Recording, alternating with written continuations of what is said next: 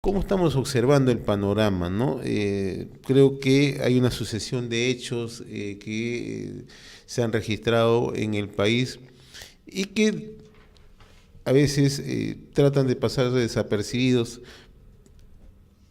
que no son tomados muy en cuenta quizá por la agenda muy limeña, pero que en el interior del país sí tienen un reflejo de cómo se están moviendo las cosas. Lo de Andahuaylas recientemente es un hecho que pone de manifiesto que no existe justamente un principio de autoridad. Lo ocurrido en Juliaca también refleja que hay una inacción, hay una violencia generalizada, y recientemente los hechos de Huaycán de por sí solo generan ya esto que usted en algún momento lo denunciaba y en varias oportunidades en diversos programas nuestros, ¿no?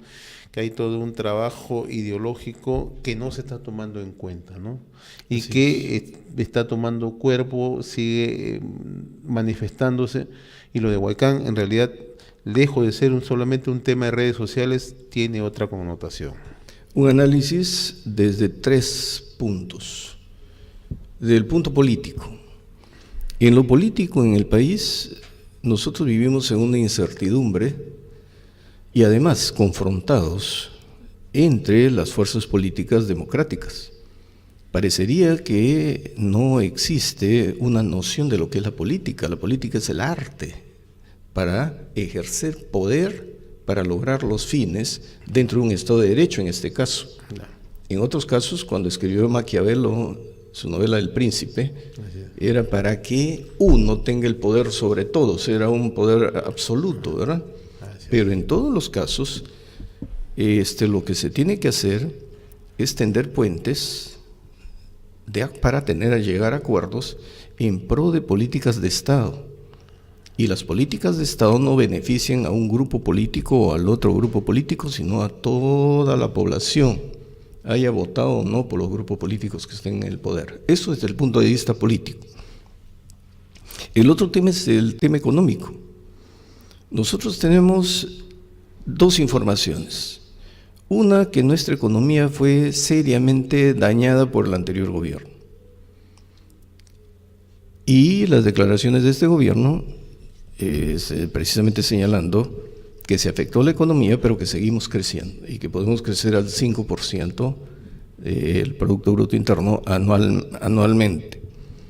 Pero nos hablan de cifras macroeconómicas y nos hablan de posibilidades de destrabar proyectos de desarrollo, de facilitar las inversiones, de adelantar con las inversiones mineras el beneficio a las poblaciones. Le han puesto un nombre ahí medio estrambótico, y para eso han eliminado el SNIP, han creado el otro organismo para facilitar Invierte.p, ¿no? Invierte.p, pero la macroeconomía nos da cifras, pero la microeconomía nos demuestra en nuestra vida diaria si realmente estamos bien o estamos mal. Y lo que la gente está sintiendo en este momento es crisis económica. Ahora, el tercer punto es lo social. En lo social tenemos una sociedad enferma de corrupción, enferma de psicosis, de miedos.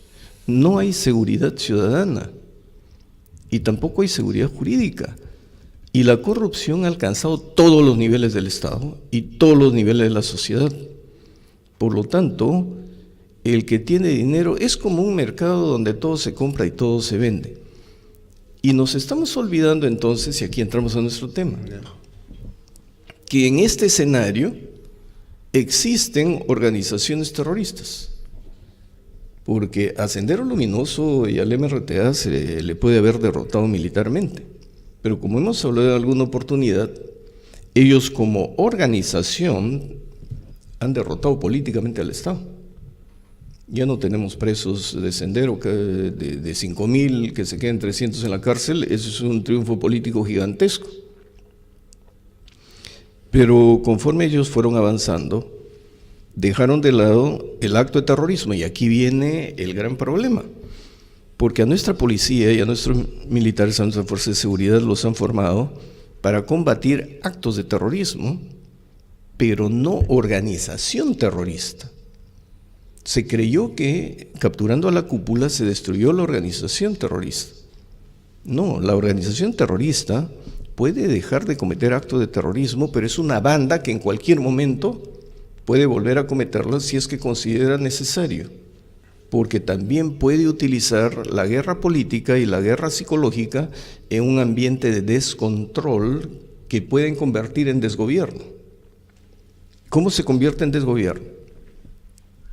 Provocando una situación de anarquía para que las poblaciones actúen por su cuenta, confrontadas con el Estado y con las autoridades. De modo que no sea la organización terrorista la que esté enfrentada al Estado, sino que infiltrada en la sociedad, utiliza los reclamos válidos de la sociedad para sobredimensionarlos, pero los manipula psicológicamente con métodos de violencia, y esto estamos viendo en las reacciones ya de los frentes regionales, donde no salen a las calles a gritar y a protestar, no, van directamente a hacer justicia por mano propia, ¿no? Lo de Juliaca, y no me digan que eso es costumbre de Juliaca nomás, eso se está en Bagua. En Bagua hemos visto cómo cuando se organiza una turba se pueden asesinar a decenas de policías y no pasa nada porque nadie es culpable, impunidad. Si eso ha dado resultados allá, entonces qué fácil es entonces buscar manipular psicológicamente a una turba y enfrentarla al Estado y a las autoridades, y que maten autoridades, porque en los juzgamientos todos van a ser absueltos. Claro, no por gusto. Entonces, cuando el Estado se sienta con sus comisiones de alto nivel, lo primero que ponen los revoltosos, los manifestantes en este caso, o estas organizaciones que han generado la violencia, el primer punto, que es no criminalizar la protesta, y piden libertad inmediata y que se retiren las denuncias sobre los líderes o sobre sus líderes que están implicados en esos actos, precisamente que son actos penados por la ley. Pero claro, pero ellos ya vinieron trabajando a través de voceros jurídicos, poniendo en el debate el tema de la ley penal del enemigo y la criminalización de la protesta. Con eso... Y la eliminación ahora de los convenios que tenía la policía para brindar seguridad a los principales proyectos de inversión que tiene el país. Pero claro, y además han roto la línea de colaboración que tenía el Estado con sus comités de autodefensa, para a través de ellos saber lo que va a ocurrir en tal cual lugar o que están dando mal, para que el Estado vaya con prontitud a solucionar el problema. Ahora todo le estalla en la cara al Estado. Y además, como lo mencionaba, que en los pedidos que se hacen y en las propuestas, en las actas que se firman, ¿no?, respecto a lo supuestamente para levantar las medidas y para y el Estado supuestamente en la salida que encuentra en ese momento, sencillamente aceptan eso. El Estado acepta. Hemos visto las actas de las últimas asambleas donde sí acepta y finalmente se desactiva todo el aparato judicial, por ejemplo, que estaba detrás, ¿no?, del seguimiento de estos elementos, que no solamente ya cortan carreteras, no solamente tiran piedras a la policía, sino que ya de por medio hay muertes, ¿no? Exactamente. Mire cómo ha sido el crecimiento, ¿no?, el desarrollo. Primero la protesta. Impedían el acceso de la autoridad, casi como una zona liberada. Después venían los ataques y la provocación de daños materiales, daños en los bienes públicos, en los bienes privados, incendios acá, destrucción de autos, destrucción de camiones, destrucción de buses. Después comenzaron a morir.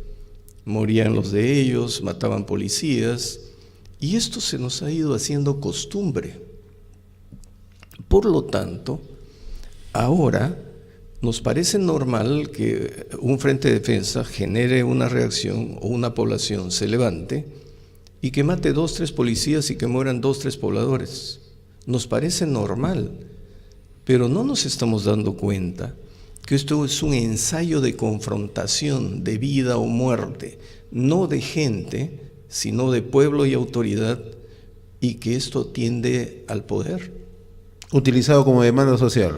Utilizado como demanda social. Esto es evidentemente un tipo de guerra psicológica, donde nos están acostumbrando a que la población se enfrente. Lo de Huaycán ha sido Pero aquí hay una cadena, doctor Ibaceta. Por ejemplo, hemos visto en estos últimos 2 meses, 1 mes y medio, Las Bambas, Chumivilcas, Chamaca, el que la quema del campamento de la empresa Navis. Y en Patás, antes ¿no? de eso, Orurillo, en Puno, que nadie le dio bola. No existió ese caso. Han quemado un campamento completo. Nadie. Y los únicos que reaccionaron han sido los líderes de opinión en Puno, que han denunciado eso, y de frente han dicho, eso es un acto terrorista. Allá en Puno. Dijeron, ojo con esto. Nosotros podemos ser de izquierda, tenemos una trayectoria de lucha con el pueblo, pero esto no podemos permitir de nuevo. Esto no es política, es terrorismo. Es que ellos se están dando cuenta de que los que agitan pertenecen a organizaciones terroristas. Por supuesto que sí. Siguen siendo clandestinas. Exactamente. Ellos han identificado en Puno, por ejemplo, a sus dirigentes y los dicen con nombre propio. Estos dirigentes, dijo, tienen una ejecutoria criminal, han estado metidos en Sendero Luminoso, siendo dirigentes y todo lo demás, ahora están libres en la calle, pero están volviendo a hacer lo mismo. Después tenemos, ¿no?, lo de Huamachuco. Sí. ¿No? Patás. Patás. Luego tenemos otra vez lo de Andahuaylas ahora. Lo de Juliaca, Andahuaylas, ¿no? Y ahora lo de Huaycán. Y llama la atención que el tema de Huaycán se esté tratando de una forma tan superficial, o sea, no están yendo al fondo de los temas. Por decir, en Huaycán, por ejemplo, la prensa que estoy leyendo, es un tema de pistacos. Y que van a ver quién soltó el Facebook, en el Facebook, en el Twitter y en las redes este asunto. Pero si fuese así, entonces todos los días tendríamos asonadas en todo Lima, porque en las redes sociales sueltan todo tipo de cosas. Así es. Esto tiene una organización y un fin. ¿Quién está y quién tiene capacidad para hacer esto? Movilizar a estas personas, prender la chispa de este asunto, porque lo que hemos visto allí es una asonada típica, ¿no?, de situaciones en las cuales nos han conducido a crisis políticas de fondo y muy fuertes. Carlos, un agregado, el tema de Raucana no hay que perderlo de vista en este tema de Huaycán, porque tema, justamente la información de primera mano que ayer recibimos es que exactamente el detonante se inicia en Raucana. Y si bien es cierto, perdón, para conocimiento de la población, Raucana fue el primer ensayo de sendero para crear una sociedad senderista, una nueva sociedad. Raucana estaba cercada, ¿no? Así era una población cercada, era un pueblo amurallado allí donde se hacía el experimento justamente tuvo que entrar las Fuerzas Armadas. En ese momento que implantan Raucana, después ya estaban trabajando la constitución de otros asentamientos por la periferia de Lima para acercar Lima con estas poblaciones controladas por las autoridades de sendero. Ahora, entonces, el análisis al que llegamos después de tener toda la información, ayer estuvimos cruzando una serie y hemos dado a conocer también la opinión pública esto, pero en realidad, si bien es cierto, ya, demos el beneficio de la duda de que en realidad, bueno, no vamos a decir ya, Sendero Luminoso está atacando aquí, ¿no? Pero el hecho de que allí se haya iniciado, o sea, de ahí ha sido el punto de inicio de organización de este asunto. Alguien está pensando en estas cosas.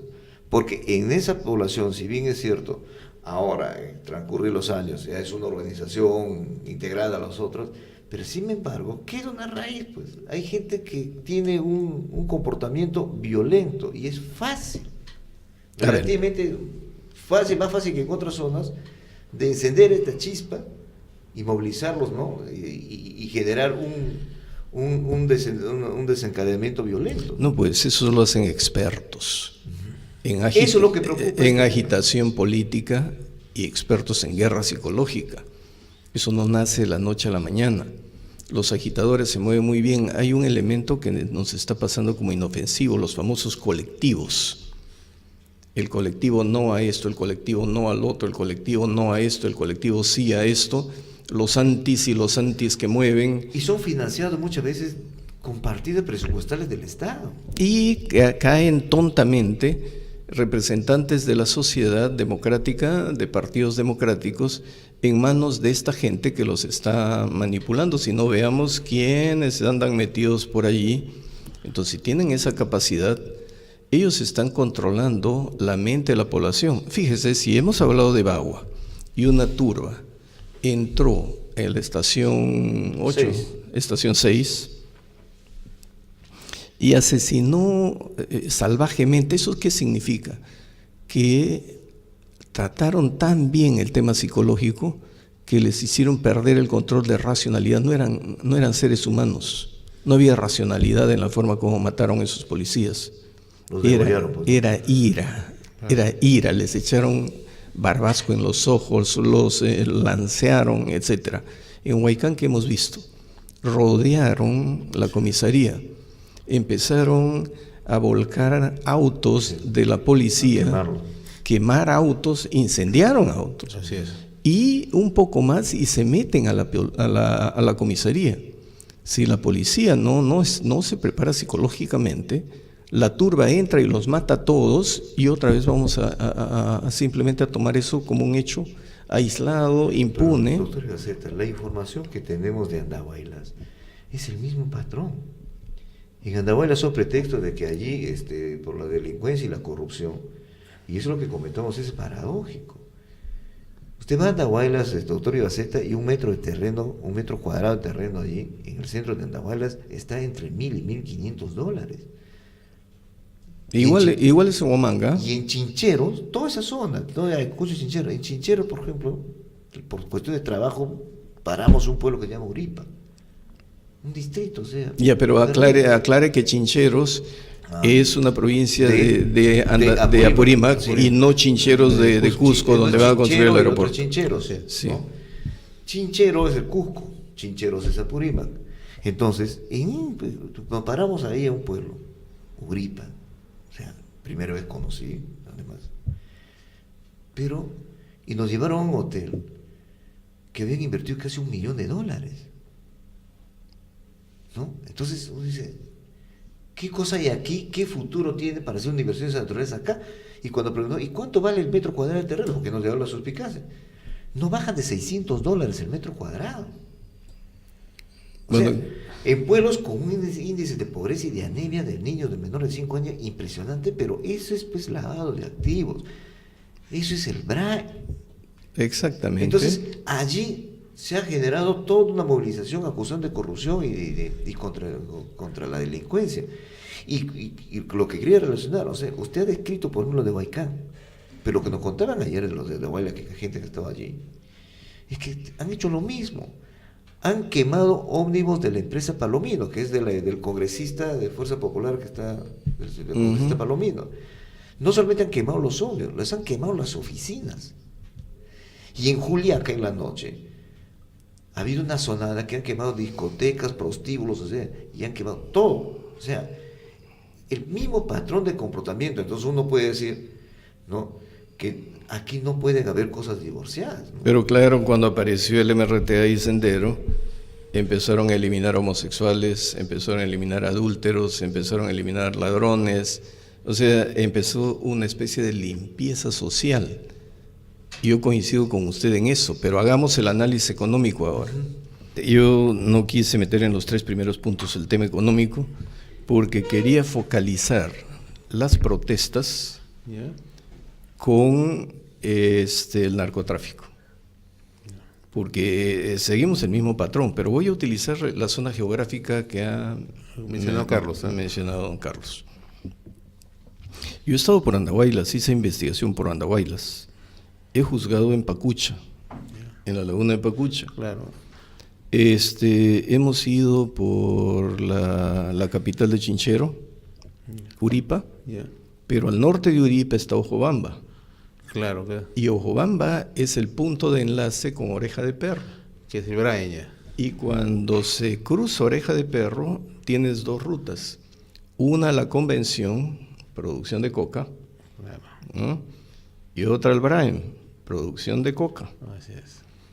Entonces, cuando he revisado expedientes de narcotráfico, una de las rutas más conocidas de la droga es Andahuaylas. Y la otra ruta viene por Huamanga y la otra sale por Huancavelica. Y la otra sale por Huancavelica, Huancayo, y por Yauyos bajaba a Cañete y Chincha. Por eso que Sendero se concentra en Cañete y Chincha, pero después se da cuenta que tenía el Guayaga Central, y creo que Osman Morote es el que decide ir, y por eso toman Huacho y se trasladan de Chincha y Cañete a Huacho y encienden pues la violencia hacia las alturas, porque a través de Huacho y cruzando la laguna Yanganuco podían llegar por Huacrachucro fácilmente, y subiendo por esta zona de Churín también se puede llegar al Guayaga Central. Y la otra zona de droga es la que va de Trujillo por Ascope, Cascas, Contumazá. Y de Contumazá puede ir a San Pablo, San Miguel, puede ir por Cajamarca al otro lado y darse la vuelta por San Marcos, Huamachuco, Santiago de Chuco y Julcampa, Churcampa. No, algo de Julcampa. ¿Ya?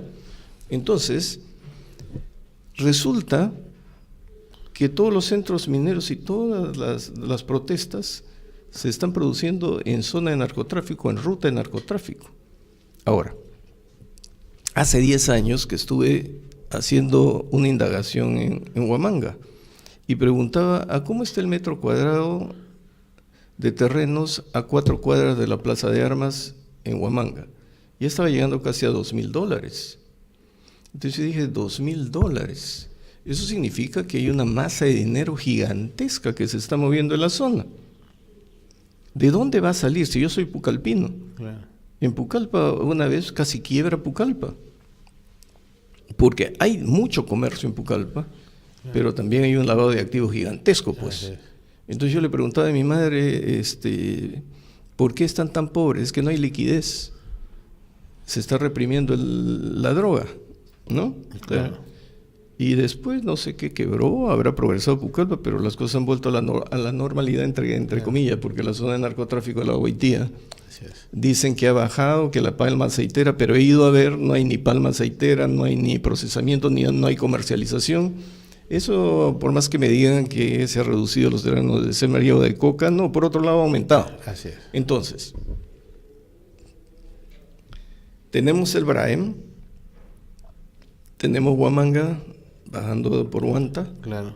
tenemos la salida a Huancavelica, tenemos la bajada por Ojobamba a Uripa, tenemos la bajada por Ojobamba derivado a Andahuaylas, pero las columnas de Sendero, ¿por dónde anduvieron siempre? ¿Dónde murió Edith Lagos? En Oreja de Perro. Oreja de Perro. Las columnas de Sendero, ¿por dónde caminaban? Venían por Vilcasuamán, cruzaban el río Pampas y bordeando el río Pampas iban hasta Chalhuanca y a las alturas de Cusco. Y hacia el norte iban justamente a Oreja de Perro y sabe Dios cómo se hacían los enlaces para el control de droga. Lo que nos preocupa es lo siguiente. Hemos hablado de la gran corrupción que existe. Y en la zona del Braem no hemos podido derrotar a nada ni a nadie, sino que la corrupción nos ha ganado. Hay que hablar claramente sobre este tema, porque por allí muchos no se atreven a denunciar, pero se conoce que hay autoridades, policías o militares que pagan para ir al Braem. Entonces, ya no se habla de remanente de Sendero, sino que están coexistiendo. Va a decir, se han convertido en narcotraficantes, está bien pues, pero ¿eso qué significaría? Que mientras uno se corrompe, el otro financia. Porque para poder movilizar y tener una guerra psicológica, y moverse por todo sitio, crear partidos políticos, crear organismos de fachada, se necesita mucho dinero. ¿De dónde sale ese dinero? No hay presencia del Estado. Y si hay autoridades fuerzas de seguridad, estas fuerzas de seguridad no están enlazadas con proyectos políticos de servicios públicos y de presencia de Estado hacia los fines del Estado, porque no tenemos políticas de Estado. No, y aparte, cuando hay presencia del Estado, la población misma desconfía muchas veces de las instituciones del propio Estado, ¿no? Hemos visto, por ejemplo, y hemos estado comentando en el corte, las declaraciones que hace unos momentos hizo el fiscal Chávez Cotrina sobre la captura de esta banda criminal que estaría tras la muerte del fiscal superior en Moyobamba, a Fermín Alberto Caro Rodríguez, ¿no? Y desde la zona nos informan que se barajan una serie de hipótesis respecto a los móviles de este crimen, ¿no? Sin embargo, lo que nos han enfatizado en este tema, los propios comunicadores en Moyobamba, es el hecho de que hayan ordenado que vaya un cuerpo de élite, la de INCRI, que no tomó contacto para nada con la policía en Moyobamba, igualmente un cuerpo de élite, ¿no?, del Ministerio Público, por orden del fiscal supremo, ¿no?, que han hecho las investigaciones y todo lo demás, y que según lo que se está informando allá, los capturados de esta banda, ¿no?, que este operativo, según el fiscal Cotrina, está en este momento en desarrollo, faltan 2 todavía por capturar, y lo deben hacer en las próximas horas, inmediatamente serían trasladados a Lima, para llevar el proceso acá. Entonces, lo que llama la atención es, ¿qué tanta desconfianza hay, por ejemplo, de llevar estos procesos con los equipos supuestamente que deben ser capaces en las zonas donde se producen, la jurisdicción donde se producen estos hechos criminales, ¿no? ¿Y por qué no pueden ser juzgados en esa misma jurisdicción? Y tienen que ser prácticamente extraditados a Lima para poder garantizar, ¿no?, una efectiva sanción.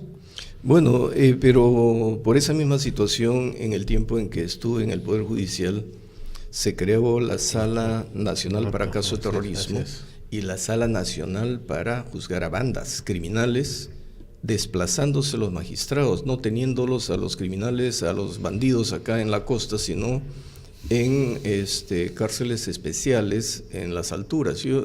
Deberían sacar de Puno, ya sacar las cárceles de donde están cerca de las ciudades y crear un centro por ahí por la sierra exclusivo de cárceles, pero es otra cosa. Lo que nos viene preocupando en el Perú, primero, dije que no tenemos políticas de Estado. Segundo, que hay una confrontación política democrática. Pero ya los mismos dirigentes de izquierda se están dando cuenta que si triunfan los violentistas infiltrados, los primeros que van a desaparecer van a ser los dirigentes de izquierda que todavía participan democráticamente en el país. Como dice Carlos Tapia, lo de izquierda liberal. Así le llaman ahora. Sí, pues. bueno, él se ha declarado como un izquierdista liberal anoche, ¿no? Bueno, pues a ellos los van a eliminar. Eso ya ocurrió cuando Sendero apareció. Entonces estamos en un juego del poder. Y lo que no funciona, como no hay políticas de Estado, no hay planificación para obras, servicios, y no hay recursos, y no se sabe manejar la relación público-privada para que la inversión privada funcione, no existen sistemas de controles en el país, ni control económico, ni control financiero, ni control político, ni control administrativo. Por eso es que tenemos una corrupción de tal magnitud, y cuando uno dice el control a través de qué se hace en el Perú, y uno lee la Constitución, se hace a través del presupuesto.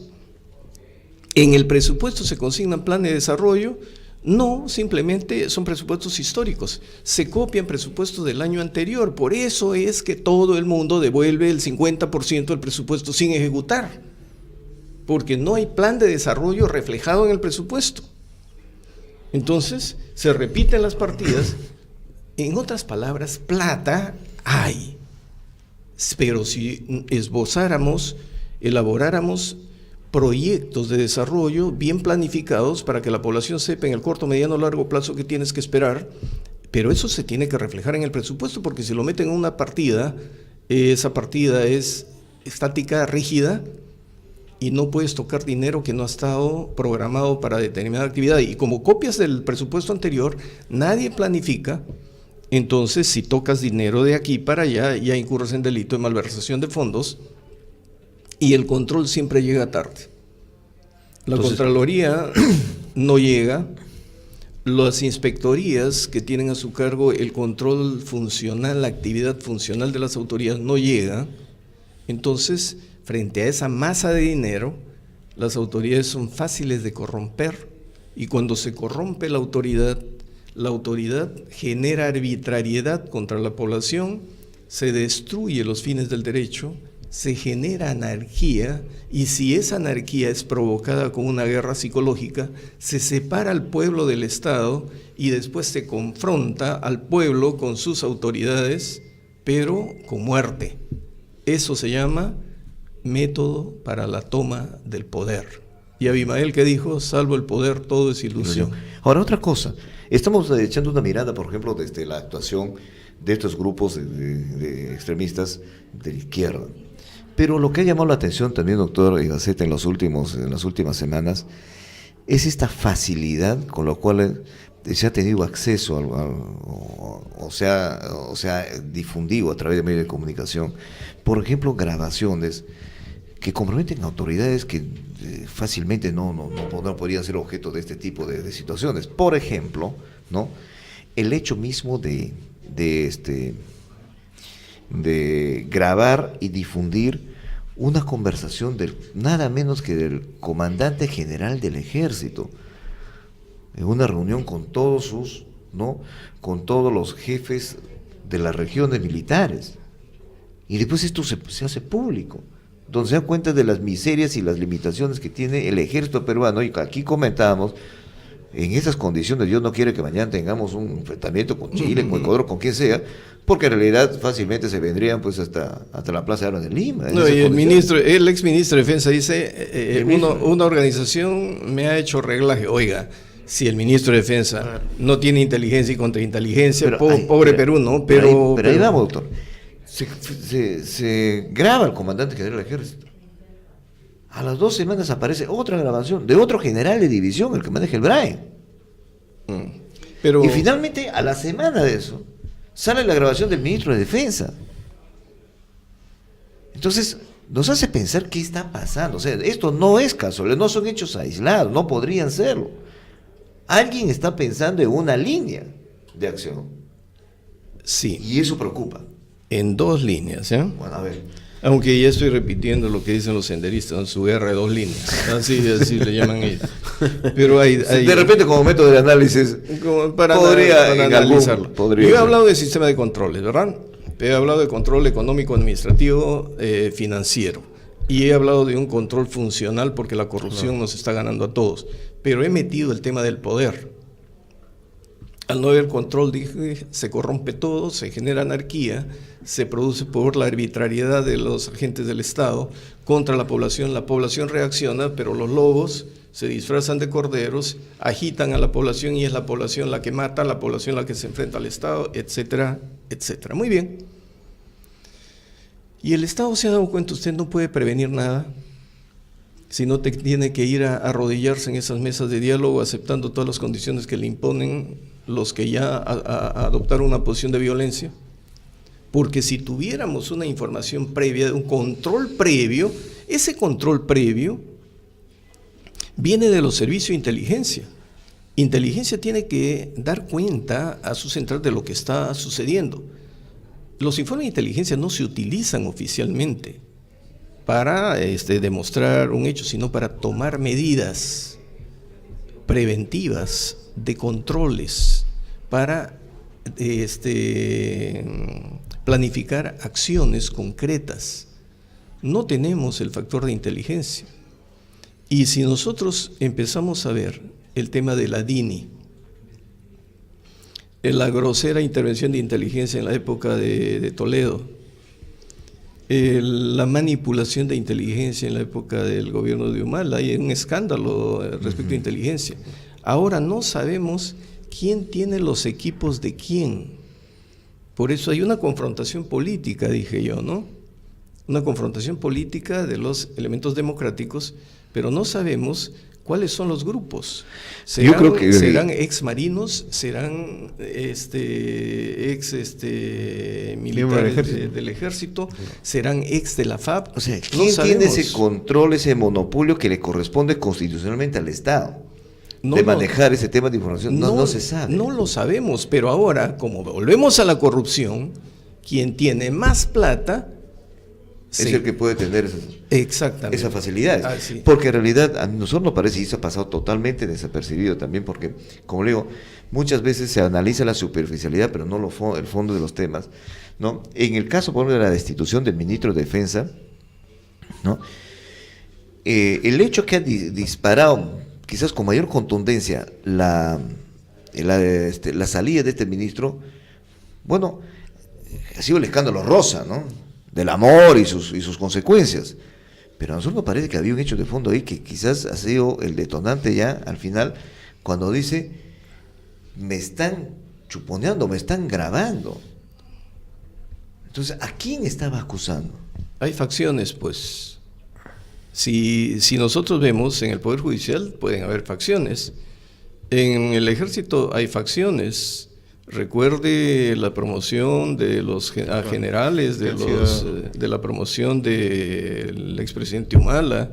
¿Usted cree que eso no ha generado resentimientos en gente que tenía merecimientos? La meritocracia se destruyó y los mandaron a su casa dándoles de baja. Y ahora está a la inversa. Así es. Porque ahora también ellos van a pagar las consecuencias, ¿no? de una barrida que se hizo hace poco en las Fuerzas Armadas y que terminó con la destitución. Pero nos olvidamos de la ley física, que toda acción, la OSIR creo que es, toda acción genera una reacción de igual intensidad en sentido contrario, pero en lo social la reacción no es de igual intensidad en sentido contrario, sino es mayor.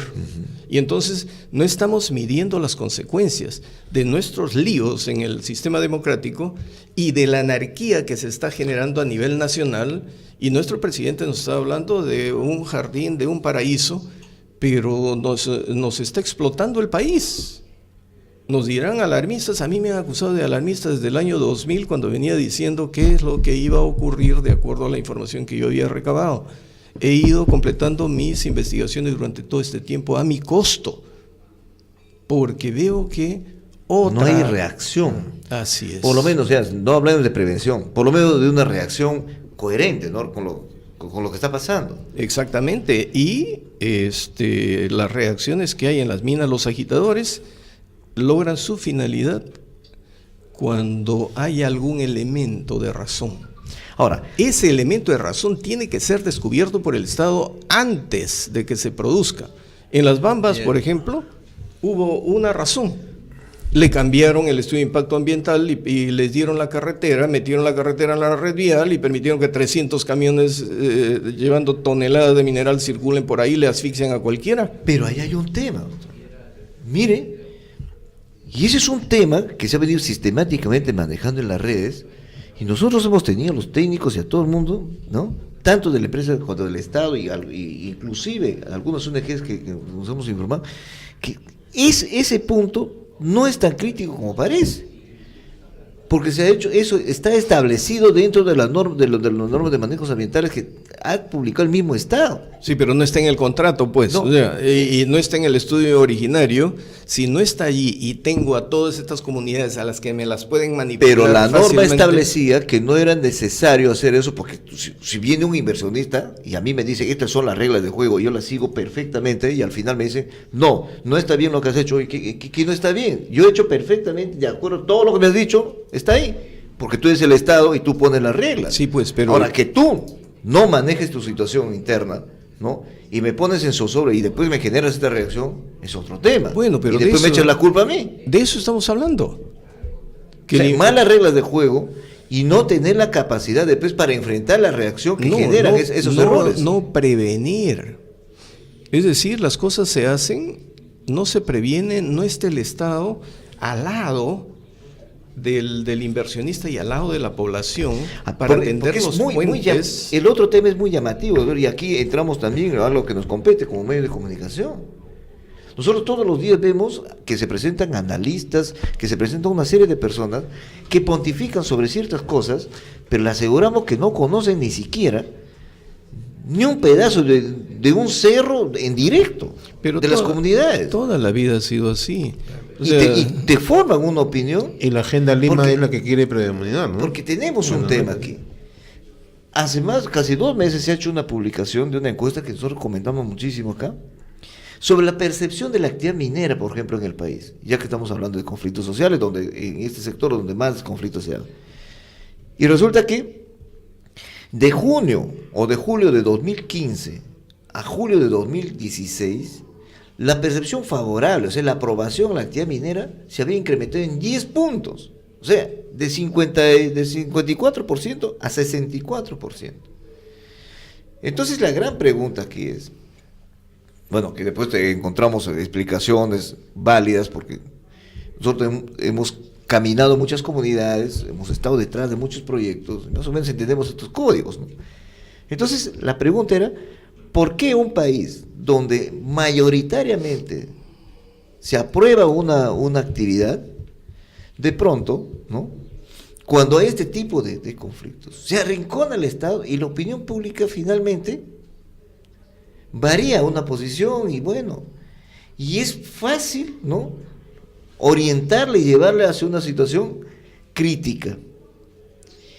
Quisiéramos conocer su reflexión, y nosotros lo que señalamos, es un poco ocultando el tema, es que hay una gran diferencia entre decir, sí, yo estoy de acuerdo, pero sin embargo, yo no voy a defender esa posición porque no hago una especie de militancia en ese tema. Lo que sí, los que están ahí, los profesionales que están manejando estos temas de conflictos y lo toman como un trabajo todos los días, sí están 24 horas trabajando precisamente para eso. Y por eso pequeños grupos pueden generar todo este tipo de reacciones y orientación de opinión en un sentido que ellos desean. pero claro, y volvemos al mismo tema, porque no está el Estado. Y a los agentes del Estado los corrompen fácilmente. De modo que cuando el agitador comienza a actuar, actúa pero con una finalidad también extorsiva. O sea, no solamente política, sino extorsiva. Si no, acuérdense de las famosas lentejas. Eso de las lentejas por tía María, ¿no habrán sido lentejas también por todos lados? En el Marañón no han estado cobrando cupos. No, en los paros, doctor. En los paros. Nosotros hemos cuando por ejemplo el conflicto en Cajamarca, En Conga, ¿no? y nosotros tuvimos que ir caminando hacia Cajamarca porque teníamos que llegar. Y mientras todo el mundo bajaba, nosotros parecíamos 3 locos que caminábamos en la carretera en sentido contrario, cargando otro maletín para llegar. Y cada piquete era una negociación. Y si quería pasar una mototaxi o un carro, tenía un precio. No es que no podías pasar, sino que tenías que pagar, porque era el cupo para pagar a los organizadores, bajo la justificación de que déjate para la olla común. Claro. Pues. Exactamente. Pero cada que te aproximabas a la zona, esa olla común era más cara. Sí, pero sin necesidad de que haya paros, usted se va. Yo he ido manejando hasta Pucallpa, pero entre el Tingo María y el Agüitía, a cada rato salían del bosque los comités de autodefensa y decían, déjese algo para esto, déjese algo para usted se lo va otro". por la carretera de Tarapoto, Moyobamba, y va a encontrar 2 puntos donde están los comités de autodefensa y te paran y amablemente te dicen, oye, déjate algo por acá. Ya le Compañero, dejas sus soles. yo lo Porque que- para evitar que te asalten. Yo lo que estoy temiendo es que con todo lo que está pasando, volvamos a los tocaches de los 80. Yo he crecido en la selva y la zona de Tocache y esto, en esa época era coto de caza de los colombianos que venían con sus ejércitos sicarios. Nadie podía entrar, ningún desconocido podía entrar allí. Estamos volviendo casi a lo mismo si el narcotráfico sigue ampliando, si la corrupción sigue en esa línea, si nuestras autoridades no existen porque los han pervertido. Y lo que he recomendado acá en DIRCOTE, por ejemplo, es que encapsulen DIRCOTE con sistemas de inteligencia y contrainteligencia para que se vuelvan fantasmas hasta con sus mismos compañeros y crear unidades especializadas encapsuladas. Algo como lo que han hecho ahora, lo que nos informa Exactamente. Entonces han ido a una zona y en una semana han podido, ¿no?, esclarecer este crimen de este fiscal. Pero han tenido que hacer así, como usted dice, como Pero fantasmas en un sitio. Sí, pero cuando van a hacer operativos antidroga, todo el mundo ya sabe, Ah, y, no, no pero y no encuentran absolutamente nada. Por lo tanto, mire el escenario. El escenario no es nada fácil, pero sin embargo la solución, si se encuentra el hilo conductor, todos los nudos pueden ir a ese hilo. Simplemente que nos estamos peleando como perro y gato, mientras que el lobo está andando suelto. No hay Estado.